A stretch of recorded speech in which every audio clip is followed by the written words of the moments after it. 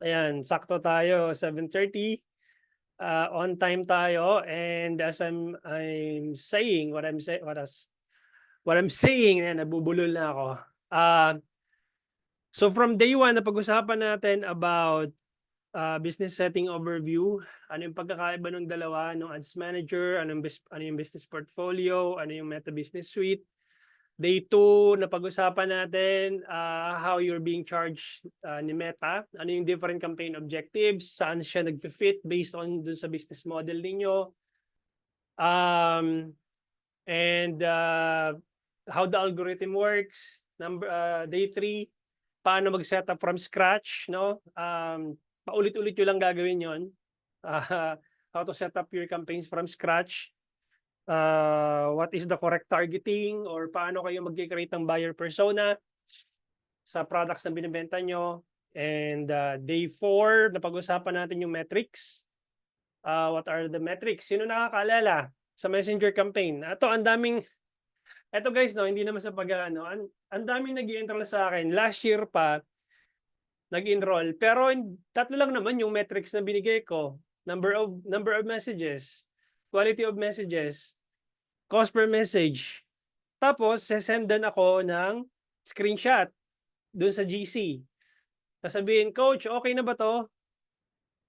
Wala lang, binigyan nila ako ng screenshot without any context. Hindi man lang niya sinabi na, Coach, ang ideal cost per message ko is ganito.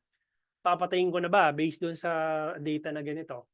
So, simple lang naman. Bibilangin mo yung total number of messages, kumusta yung quality ng messages na pumapasok, what is the cost? Ngayon, pag-uusapan natin tonight, what is your ideal cost? Simple lang. Tinanong ako kagabi, I'm not sure kung sino nagtanong, si JM yata. Papatayin ko na ba 100 pesos na cost per message? Let's find out. Okay ba yon? Di ba? Tingnan natin. Ayan. So, Ken, tama yung sinabi mo. Number of messages, quality of messages, cost per message, or cost per result. Regardless kung real estate ka man, ano man yung binibenta mong product, for as long as you are optimizing for messages. Okay, right now, we're gonna dive in doon sa Facebook Ads Calculator. Simple lang natin explain ito. Okay? So, kapag pumunta kayo ng website ko, digitalhomey.net, okay, you'll be, makikita nyo tong forum. Click nyo lang tong forum. And then, type nyo lang dito calculator. Ito siya.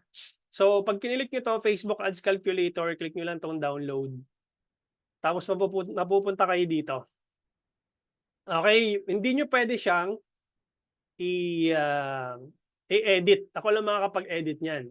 So all you need to do is to click here yung file and make a copy para magkaroon kayo ng kopya doon sa Google Drive ninyo.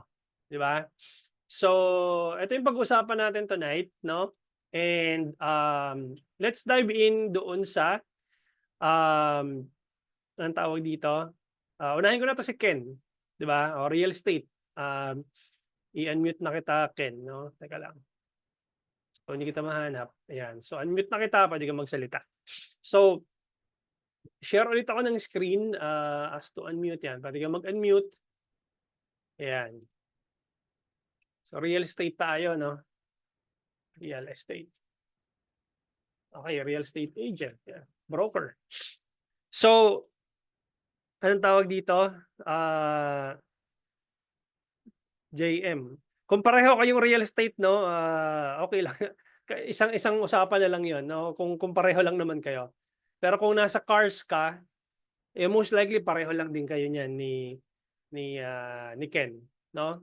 Hindi nagkakalayo 'yan. Okay? So pakinggan mo lang tong topic natin tonight kasi yung mga selling high ticket products or kahit anong industry pa, as long as you're optimizing for messages, ito lang 'yon. Simple lang 'yon. Okay? So, unahin natin. Okay. Lagyan ko na nga to, real estate agent / car sales agent. No, car. Yan, para isahan na lang. Kasi kung isa-isahin natin yan, Hindi tayo matatapos. So, dahil pareho lang naman 'yan yung ano niyan, yung computation niyan. So, ideally, 'pag nagte-test kayo ng campaign, ideally pakawalan mo yung ₱15,000. Okay, ito yung ideal budget ko kapag nagte-test ka ng campaign, kapag nag-uumpisa ka pa lang. Okay, kung bibigyan mo ako ng data na ₱3,000 lang yung nagastos mo sa isang buwan, eh, wala yun, walang bearing yun, walang data tayong makukuha dun. So ideally, kailangan magkaroon ka ng at least ₱15,000 na starting budget. Pinakamababa na 'to, okey? Uulitin ko, pinakamababa na 'to sa loob ng isang buwan. Ngayon kung nag-run kayo ng ads, naka ₱2,000 kayo and then you scream your heart out, grabe hindi nagwo-work si Meta, eh, parang awa niyo naman, 2,000 lang yung nagastos niyo, hindi talaga wala kayong data na makukuha. Okay, I'll explain it later bakit ₱15,000. So So assuming na nag-spend kayo ng ₱15,000 from July 1 up to July 31, may 31 ba tayo? Ayan, may 31 tayo. July 1 up to 31. Ngayon, yung ₱15,000 na to, 'di ba napag-aralan natin nung day 2, na ang unang china-charge sa inyo ni Meta is CPM, hindi po cost per message, no? Cost per mille or cost per mille. Okay? So, cost per mille or cost per 1,000 impressions. Okay? Now, depende yon kung anong campaign objective ang tinetest mo or ang ginagamit, ang ino-optimize mo. Normally, kapag ka nag-optimize ka ng engagement campaign, video views campaign, or traffic link clicks, or awareness campaign, mas mababa sa ₱250 kasi ang normal or ang average CPM dito sa Pilipinas is between ₱250 to ₱350 if you are optimizing for sales or lead generation. Mahal po talaga ang CPM nung dalawang campaigns na 'yon. Bakit? Kasi nga 'di ba based doon sa data natin, hindi naman sila gano'n karami. 'Di ba nakita niyo yung Embudo, kung 10 million yung audience size mo, down the line maliit na lang yung number of audience. So ibig sabihin maraming advertisers ang nag-aagawan do'n sa mga type of audience na 'yon. Kasi kung 10 million yung target audience size mo, hindi naman lahat sa'yo yung bibili. Okay, portion lang or percentage lang of those people ang talagang bibili sa'yo. Okay, does that make sense? So ngayon, assuming na china-charge kayo ni Meta ng ₱250 per 1,000 impressions. Okay, may auto-compute na yan. Ito po yung number of impressions na kailangan nyo. So, kung nag-spend ka ng 15,000 at china-charge ka ni Meta ng ₱250 per 1,000 impressions, technically, magkakaroon kayo ng total of 60,000 impressions. Nandito yung formula, just in case na mawala yung formula, pag dinownload nyo, halimbawa, file, download, tapos via CSV. Pag nawala yung formula, nandito yung formula sa gilid. Okay? So, again, ulitin ko, naglabas ka ng ₱15,000, assuming na gina-charge ka ni Meta ng ₱250, that will give you for about 60,000 impressions. Ibig sabihin, 60,000 katao na nakakita ng ads mo. Okay? Again, sasabihin ko sa inyo, yung 60,000 na yan, hindi naman bibili sa inyo lahat yan. Okay? So, out of 60,000 na nakakita ng ads ninyo, ilan doon ang nag-message? Okay? So, assuming na ang nag-message doon is 350 na katao. Okay? Okay? Assuming 350 na katao yung nag-message, ibig sabihin nun, ang average cost per message mo is about 42.86. Okay? Sundan nyo ako ha. Messenger ito. Ang nag-message sa inyo is 350 messages. Ideally, kailangan magkaroon ka lang dyan ng at least 1 to 2% conversion rate. Okay, if you do the math, kung 350 yung nag-message sa'yo, times mo yan sa, let's say, 2% na lang, 7 doon dapat ang mag-convert. Ang ma-convert mo as customer. Pinakamababa na siguro 1%. So that's 350 times 1%. Ilang customer yan? That's 3 or 4 customers. So, okay. So, assuming na meron kang 2% na conversion rate. Imaginein mo, 60,000 yung nakakita ng ads mo, tapos 350 lang yung nag-message, tapos out of 350, 7 lang yung bumili sa'yo. 'Di ba? And ibababa mo dito yung number of sales, 7. Okay. Sorry, 7. Ngayon, let's be realistic, no? Na parang kung ang nagbebenta ka ng condo or nagbebenta ka ng property, no, parang sa 15,000 na sa 15,000 na budget na ni-run mo, tapos nakakuha ka ng 7 client, eh paldo-paldo ka talaga. 'Di ba? Baka instant millionaire ka nun dahil sa komisyon. Gets ba? So, let's be realistic na lang. No? Isa na lang talaga yung na-convert mo. Isang client na lang ang na-convert mo. So, wala pang 1% yan. Magkano ang average commission mo, Sir Ken?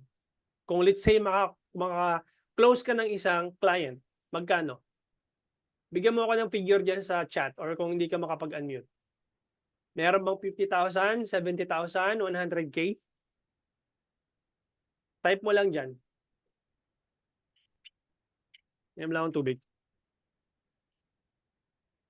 Siyempre, depende sa unit, di ba? Ayan, so 50K pataas. So sabihin na lang ng 50K. Pinakamababang commission mo na, 50K. So dito mo papasok yung average order value. Dito na papasok yung 50,000 mo na commission. Di ba? So imaginein mo, naglabas ka ng 15,000 pesos, naka-close ka ng isang sale, okay, kumumisyon ka ng 50,000 pesos, balik agad sa'yo 3 times return on ad spend. 3 beses bumalik sa'yo yung 15,000 pesos na nilabas mo. And imaginein mo kung nakadalawang client ka na nagbigay sa'yo ng tig 50,000 pesos na commission, that's 100,000 ang kinita mo. So ibig sabihin, ang return on ad spend mo ay 6.67 ROAS. Masaya ka ba dito, Ken, sa numero na to? Type yes or no. Oh, yes, kahit isa nga lang, di ba? Yan yung sabi mo dito sa chat eh. Okay. Now, question. Mahal ba tong 42.86 na cost per message o mura? Yes or no? Mura. Tinginin mo siyang mahal. Bakit? Kasi hindi ka sanay doon sa cost na yon. Pero kung i-ano mo siya, kung anong tawag dito? Kung i-analyze mo siya, Ken, maraming advertiser ang nalilito dito. Kaya mo, ang sagot mo mahal. Pero kung tutusin, mura yan eh. Bakit? Kumita ka nga ng 6 na beses nung total ad spend mo eh. 'Di ba? Kumita ka ng 6 na beses o kulang-kulang 7 beses nung total ad spend mo. Para sa akin, mura 'to. 'Di ba? Ngayon, having the fact na yung initial test mo, nagkaroon ka ng average cost per message na 42.86. The next month, kapag nag-run ka ng campaigns, okay, kapag kinontinue mo yung campaign, okay, you have to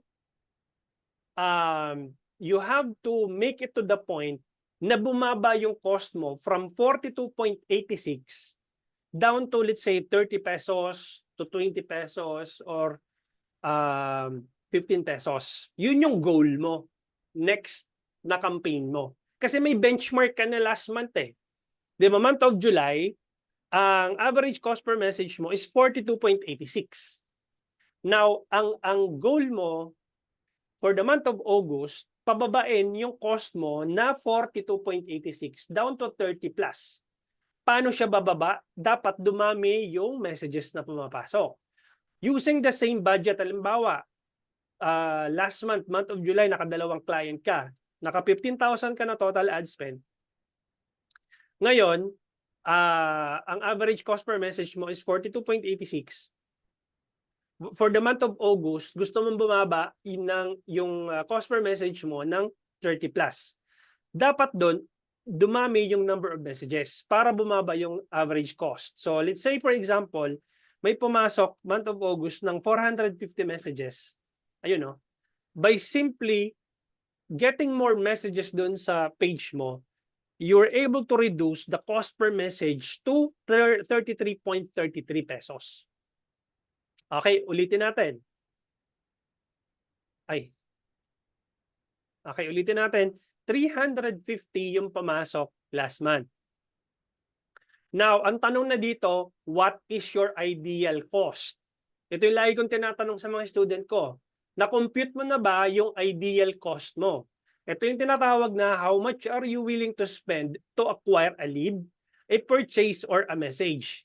Now, if you're able to identify your ideal cost, which is 42.86 last month, are you willing to pay 42.86 or a round off natin 45 pesos for the month of August? If the answer is yes, that is your ideal cost for the month of August. Now, tinanong ako kagabi, kailan ako magpapatay ng ad? Well, ang sagot, kapag more than doon sa ideal cost na sinet mo. Which is, kung more than 45 pesos, kasi niround off natin, di ba? Kung more than 45 pesos yung cost per message, then I am not willing to pay that cost. So it has to be at least below 42 pesos or 45 pesos, let's say 35 or 30, I'm good with that. Anything beyond 45 pesos is already expensive. Nagigets ba? If you do the math, kung ito yung naging equation mo, ang average, ang cost per acquisition mo is 7,500 pesos. Ibig sabihin, it would cost you 7,500 to acquire 2 customers. Diba? Kasi ganito yan 15,000 pesos divided by 2. So your average customer acquisition cost is 7,500. Okay? Ngayon, ibig sabihin pala, kung gusto ko palang magkaroon ng anong tawag dito, 5 customer, okay, tapos with an average cost, customer acquisition cost na 7,500, so I have to spend sa 7,500 times 5, that's 37,500 na total ad spend for next month. Yun yung dapat kong uubusin na budget. Kasi numbers game yan eh. 'Di ba? Nagagets ako. Same thing with car. Kung ikaw ay isang car sales agent, ganun pa rin ang equation. 15,000 yung nilabas mo, ilan yung nag-message, ilan yung na-convert mo, magkano commission mo, magkano kinita mo, in total, ilan yung return on ad spend mo. And if you were able to determine what is your ideal cost for the next month, then so be it. Yun yung babantayan mo doon sa ads manager. Nagigets ba? Di ba? Mura yan kasi 350 na kausap mo, possible makabenta ka ng 5 to 10, baril lang yan. Exactly. Di ba? You get the point? Ganito lang yan guys eh. Whoever can spend the most to acquire new customers wins. Tagalogin natin. Kung sino yung may pinakamaraming pera to advertise para makakuha ng isang customer or to get more customers wins or siya yung mananalo sa auction. Kasi auction yung meta, di ba? Auction bidding. Anong binibid mo? Yung pera mo, yung budget mo. Di ba? Nagkikipag-bid ka against your competitors. Oh, may 15,000 pesos ako ngayon. Meta, this is my budget for the month. Ngayon, I'm willing to bid 500 pesos per day against my competitors. Kasi nga, sabi ko nga sa inyo, hindi lang yung ikaw nag-iisang advertiser na nag-a-ads. Marami kang competition. Ngayon, ito yung budget mo, ito yung budget ng competitor mo, maglalaban yung ads ninyo pareho sa auction. Now, if your ads are not getting the attention of your target audience, you are being penalized. If your ads are getting the attention of your audience and people are clicking on it and people are getting, you're getting conversions, you are being rewarded. Your ads are being rewarded. Pinupush siya pataas. Mas pinapakita ni Meta yung ads mo as compared doon sa competitor mo. You get a lowest cost per acquisition and your competitors are being dropped at the bottom. Nakita niyo yung ads ko, di ba? Pinakita ko real time. They are below average. Ibig sabihin, pinipenalize ako ni Meta in terms of my creatives. The same goes to you. The same goes for everyone inside the Zoom. The same goes for Aisha. The same goes for June, Ken, JM, Anna, Anthony, Russell, Hadrian. Lahat kayo nandito, ganun po siya nag-work. Nagigets ba? Okay? So I'm gonna give you guys why 500 pesos per day. Okay? The reason why, imaginein mo kung halimbawa, anong tawag dito? Kamukha nito, July 1 to 31, nag-spend ka ng 15,000, tapos if you do the math, 15,000 pesos divided by 30 days, that's 500 pesos per day. Ngayon, pag ginamit ninyo yung 100 pesos Facebook ad strategy framework ko, ganito siya. Halimbawa, gumawa ka ng buyer persona, I'm selling cars, di ba? Halimbawa, yung isang ad set targeting entrepreneurs or business owners. Yung isang ad set targeting, let's say, doctors. Yung isang ad set, let's say, targeting engineers. Yung isang ad set, let's say, targeting call center agents. Okay, and then yung isang ad set targeting, let's say, PNP or Philippine Army, ganyan. Mga tipong gano'n, no? So, depende sa buyer persona na ginawa mo. So, tigwa 100 pesos sila. Okay? Now, when you do a test or when you do launch a campaign test, you'll figure it out which type of buyer persona works the best. Halimbawa, yung business owners, you're getting 25 pesos per message. Yung doctors, it's 15 pesos. Yung engineers, that's 65. Call center agents, that's 85 pesos. PNP or Philippine Army buyer persona, that's 2 pesos. However, pag tinarak ninyo yung conversions, ito yung nag-work, yung business owners tsaka call center agents. So, based dito, di ba, ang ideal cost natin is 45 pesos. Na-round up kasi natin eh. 45 pesos yung na-determine nating ideal cost. Eh, paano to? 85 pesos yung call center agent. Pero, itong business owners tsaka yung call center agents ang nagkakaroon ng benta. Ibig sabihin, sila yung bumibili sa'yo. Diba? Itong dalawang may yellow.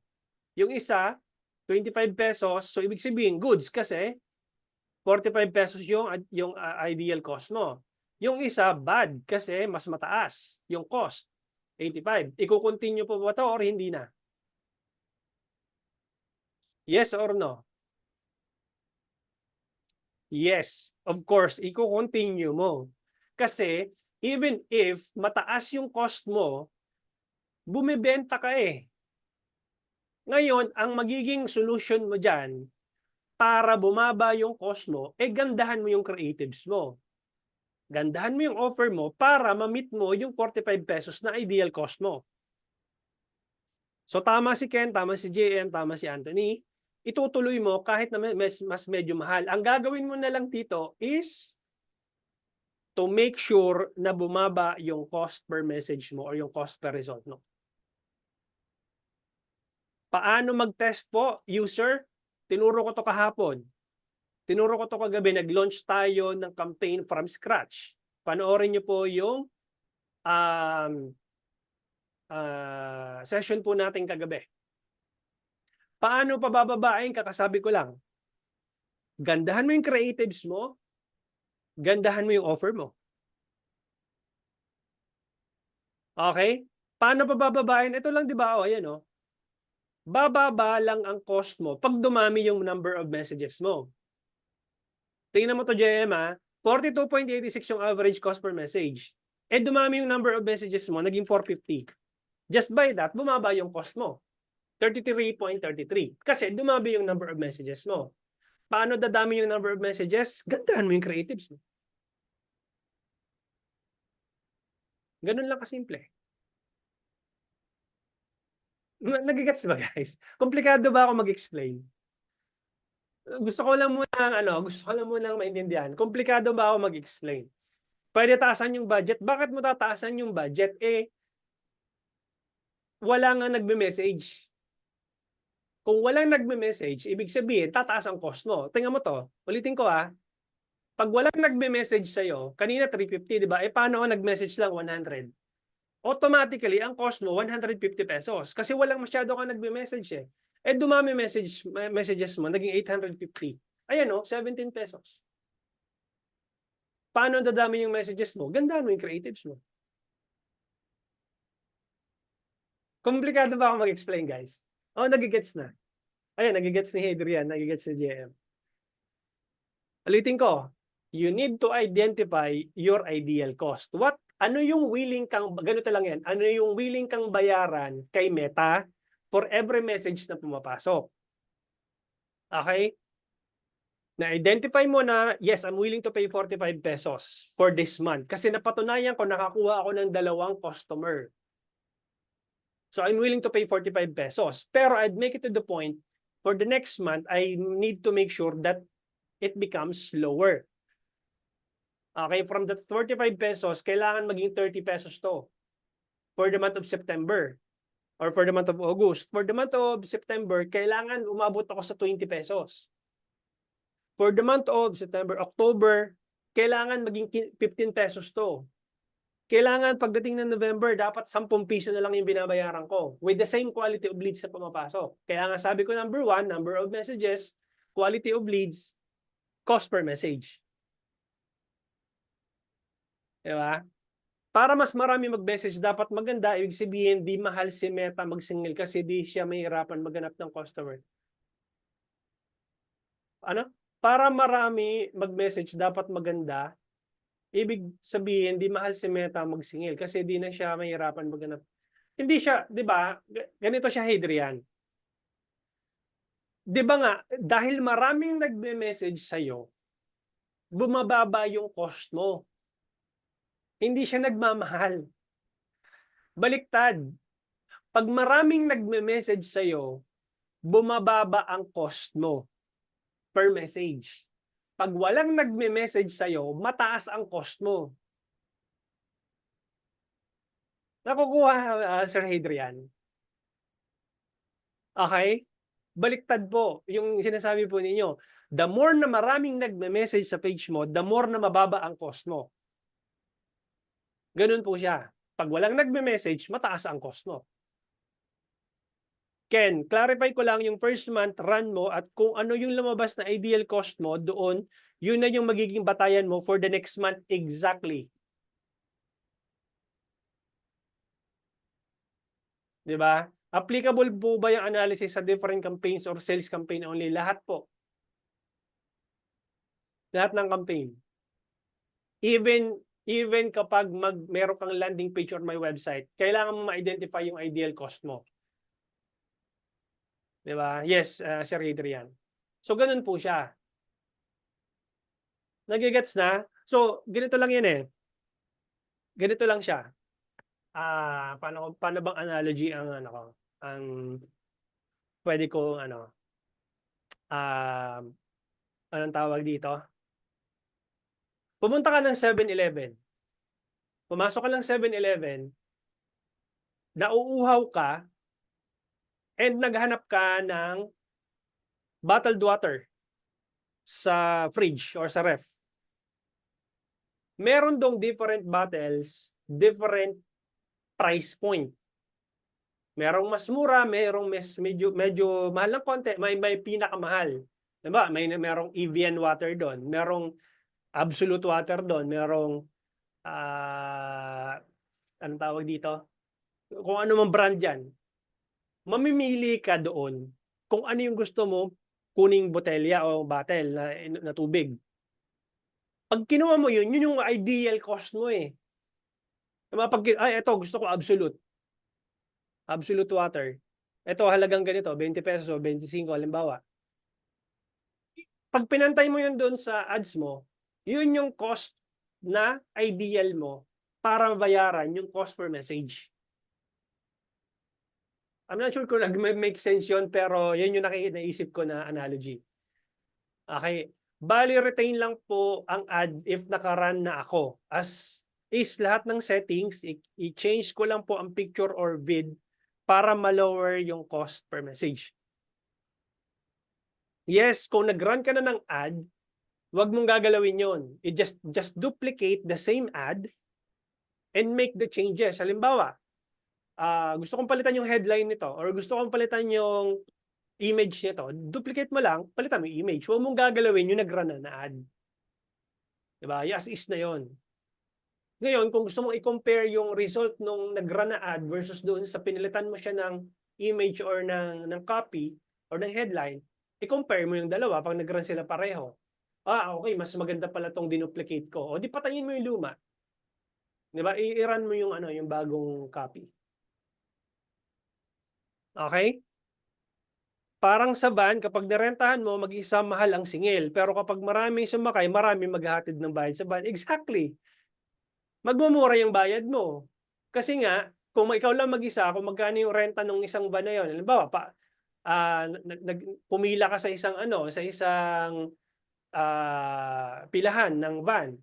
Tapos atat na atat ka lang, gusto mo makarating doon sa destination mo. Ikaw lang mag-isa, o di arkilahin mo yung van, mahal talaga. Kung marami kayo mag-chip in dun sa sa van, o di mas mura yung cost mo. Ganun yung niya, ganun yung analogy niya, guys. Gets?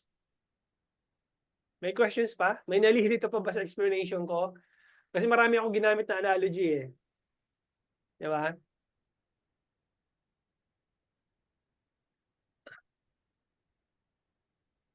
First time ko gamitin yung portfolio or ads manager, ano po gagamitin ko dito sa your source? Anong your source? Ano ibig sabihin ng your source?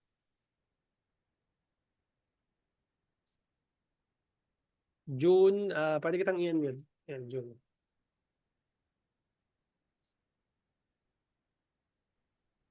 Ay, sorry. Na-mute kita ulit. Sige, go ahead. Oh. Sir Clarence, na first time ko kasi mag-propose using the ads manager. Tapos nahingi siya dito kung parang your source nakalagay dito website, Messaging. teka lang, naglo-loading pa kasi yung Messaging yung piliin mo, sir. ano po? Messaging. Messaging destination. Okay. Okay? Okay, sige. Yan lang naman. Thank Okay. you. Ay, sir, isa pang question, Sir Clarence. May Sige. may mga pumapasok may pumapasok sa portfolio ko na hindi ko naman pag-aari yung page. Parang may nangahack or mayroong naliligaw doong page.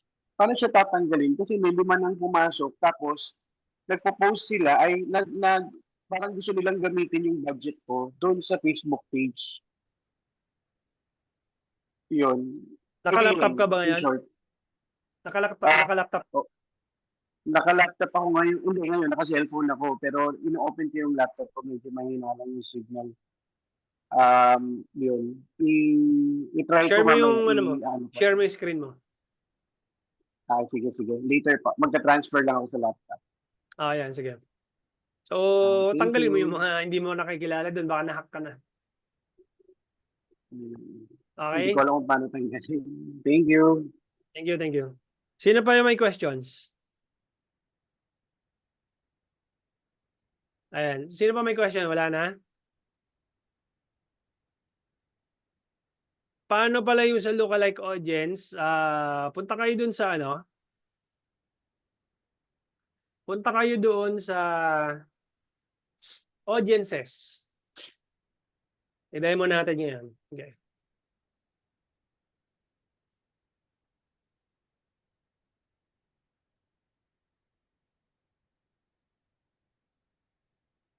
Share ko lang yung screen ko.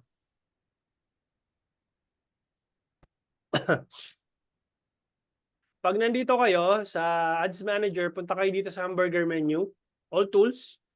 Tapos click mo tong Audiences.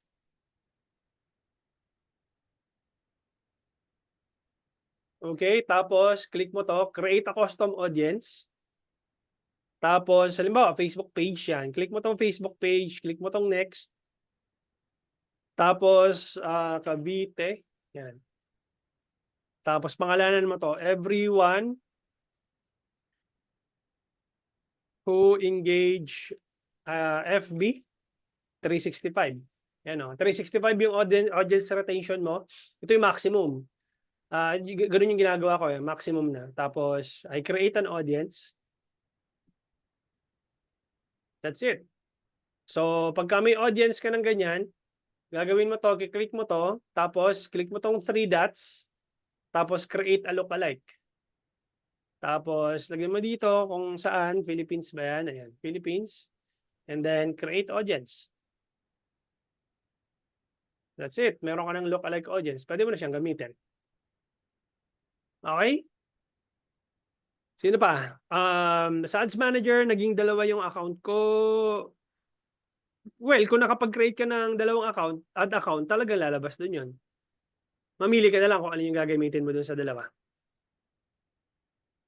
Tama po ba itong ina-analysis ko po? Yung CPM po na naka-base kasi siya sa daily ad budget. Like example po, 500 daily budget.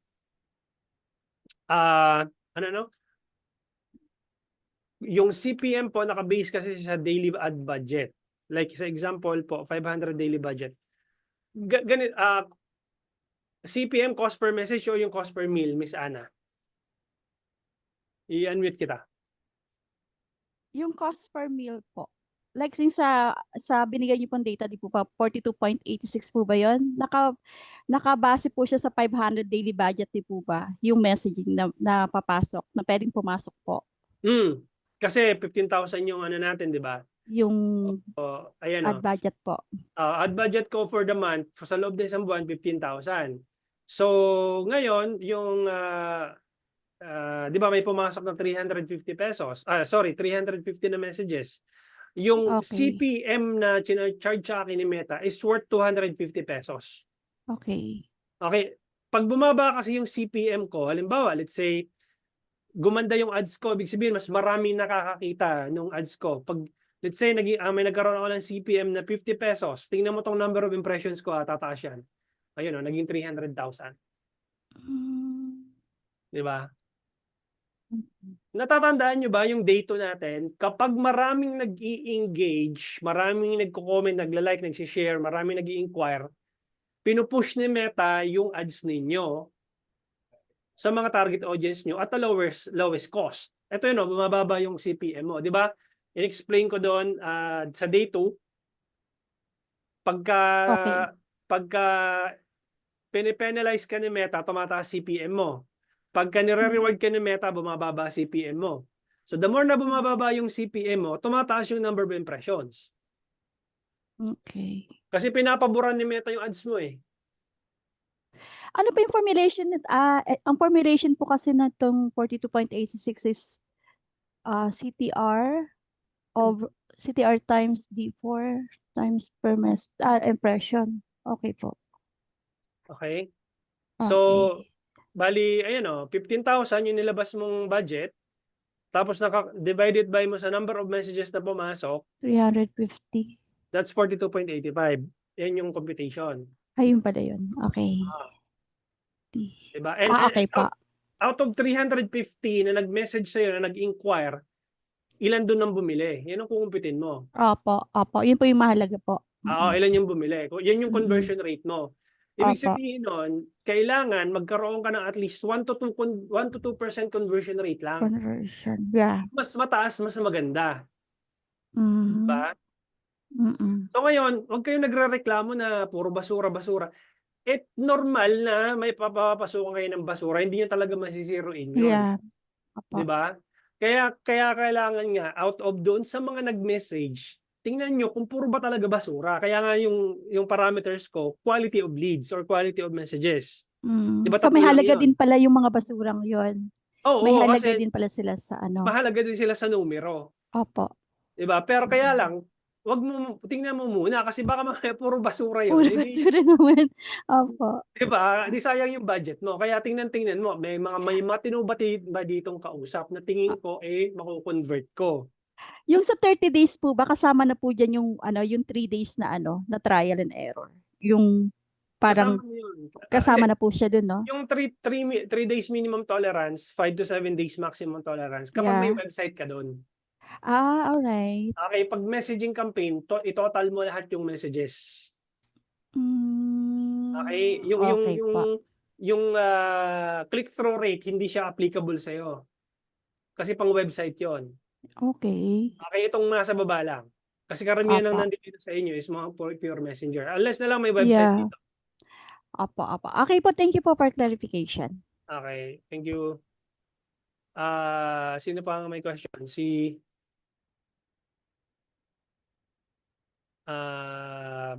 Paano mag-adds ng followers? JM, kalimutan mo na yan.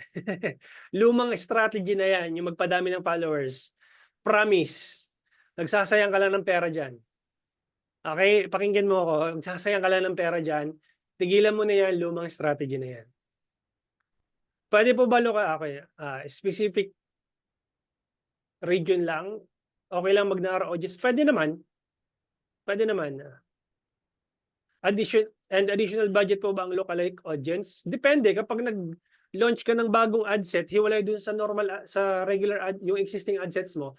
And kung nasa ad set level ka nag-budget, eh natural, magdadagdag ka ng budget. Ibig sabihin, additional budget yon. Pero kung nasa CBO campaign ka, kahit mag-launch ka ng bagong ad set na naka-lookalike audience, yung same budget mo dun sa CBO, yung pa rin naman yun. Okay, user. June, yung boost post sa mismong page po at Ads Manager, ano po pagkakaiba nila? Kasi parang mas friendly user yung boosting. Kaya nga po siya ginawang boost post kasi user friendly siya gamitin, no? And ang problema kasi dun sa boost post, hindi mo siya ma-optimize nung katulad dun sa Ads Manager. Marami kasing settings na meron sa Ads Manager na wala ang boost post. Okay, June.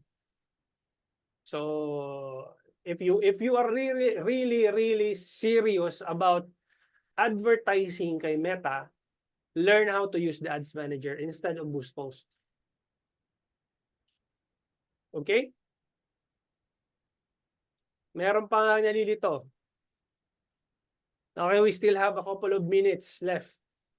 Kung sulitin nyo na yung tanong. Kasi last day na natin to. Pag may nalilito pa rin, ewan ko na lang. Last day na natin to. Magtanong kayo na magtanong. Sulitin nyo na yung binayad nyo na 4.9 na yun. Guys, may honest question lang ako. Sulit naman ba yung yung ininvest nyo na 499? Dun sa na-deliver ko na value. 'Di ba? Sabi ni JM, okay naman daw. Ayan. So, eto guys, no, we want more. Well, you can naman. Anong tawag dito? Anong tawag dito? You can join the Digital Scientist course naman. But yung 5 days training na binigay ko sa inyo guys, sinimplify ko lang lahat. Okay, I know na marami kayong mga agam-agam sa Ads Manager. I know na marami kayong gustong matutunan doon sa Ads Manager, but sinimplify ko siya in 5 sessions na maiintindihan niyo talaga. Okay, kahit na bali-balik tuwadin mo, kahit na ikot-ikutin mo yung Ads Manager, isa lang magpo-fall yan. Magkano yung willing kang bayaran kay Meta at magkano yung willing kang i-ads. Di ba? Kasi the more budget you spend, the more the chance of getting more customers. Ganun lang naman yun eh. Pero just to make sure that the cost per acquisition is below what you're expecting. Halimbawa, I'm just willing to pay 45 pesos but I need to make it to the point na bumabato ng yung cost na to sa 25 pesos, 15 pesos, 10 pesos, and so on. Okay? So, any more questions? Marami kayong natutunan. Pag tumaas, stop. Yes, ganun lang naman. Mag-lesson ka ng messaging automation coach, mag-i-enroll ako. Hindi ko siya expertise. Sorry, pero hindi ko siya hindi ako the reason why mapapansin nyo wala akong messaging campaign. Lahat ng ads na nakikita nyo, puro direct to website and direct to landing page. And the reason why, well, hindi ako katulad nung ibang online sellers or online advertisers na willing mag-spend ng time kaka-reply sa mga messages. Hindi ako yun. Okay, kaya hindi ko siya forte. Okay, yung landing page, may training, yes, nasa digital scientist course. Okay? So, ang ano ko kasi, kung sino yung interested doon sa program ko, nag-click, nag-check out, so be it. 'Di ba? Yung hindi interested, hindi ko pipilitin. 'Di ba? Ganun lang naman yun eh. Pero para mag-spend ako ng time para mag-reply sa napakaraming messages, hindi ako yun. Okay? Now, if you want to join the inner circle, ayan, so digital scientist course, nandito siya. So online courses, tapos ito siya, digital scientist course. 10,499 siya. When you kapag nag-enroll kayo dito, you'll get all my courses. So free na sa'yo to, makukuha mo na yung ito. Ayan, so ito, so lahat ng courses plus access to my exclusive GC, Telegram GC. Lifetime na yun, one-time payment lang yun, tapos lifetime coaching na yun, tapos twice a month tayo magkikita na may live training na parang ganito. And then you can ask questions. Diba? Lifetime, one-time payment lang yan, 10,499. Diba? Itong 499 wala po. May GC po tayo, pero ano lang to doon sa Facebook group. Okay, yung mga wala pa pala sa Facebook group, punta kayo dito. May Facebook group tayo. Ito siya. So, join kayo dito, Digital Homie Academy. Asan na yan? Ito, Digital Homie Academy. Send ko sa inyo yung link dito sa sa chat. Ayan. So, join lang kayo dyan. Tapos, yung anong tawag dito? Konti lang tong group ko for 4,700. Yung iba kasi nakakalimutan mag-join eh. So, ang tawag dito, padamihin natin. So, pasok lang kayo dyan. Check natin. Si June. Yan, accept kita dito. Ayan, approve. Ayan. Yun. So, ang tawag dito, join lang kayo dyan and ano pa ba? Campaign details po, auction or reservation. Auction. Just choose auction. Wag yung reservation. Mag-create ka ba ng catalog? Wag. Kung wala ka namang e-commerce. Just i-post mo lang yan. Stick pa rin po ba sa ad budget rather than campaign budget? Yes, ad budget, ad set budget kapag nagte-test ka. Ano nga po ulit yung CAC doon sa Excel? Customer acquisition cost po, Ken. Customer acquisition cost. Yun po yung meaning nun. Ibig sabihin, yun yung amount na binabayaran mo to acquire one customer. Okay? So, guys, may ano lang din ako, no? Kung nag-enjoy naman kayo doon sa anong tawag dito? Sa training from day 1 to day 5, just leave a hopefully positive review dito sa page ko, no? So, ito naman, gusto ko lang paramihin itong reviews. So, you can just submit a review, hopefully positive naman. Ayan, and yun lang. I would appreciate, guys, if you can leave a positive review, just like Miss Ann, Miss Shera, Miss Jennifer, ayan. So, Mark Anthony, yan. Sila yung mga nag-ano. So, Yun, kasi konti pa yung reviews ko eh. Pero meron akong yung gustong maging anonymous, yung tipong pwede nyo akong i-bash doon sa reviews, wala namang problema, hindi naman ako madamdaming tao. So, pwede nyo akong pagsalitaan ng hindi maganda, walang problema. So, ito yung feedback form. Dito sa feedback form, anonymous kayo dito.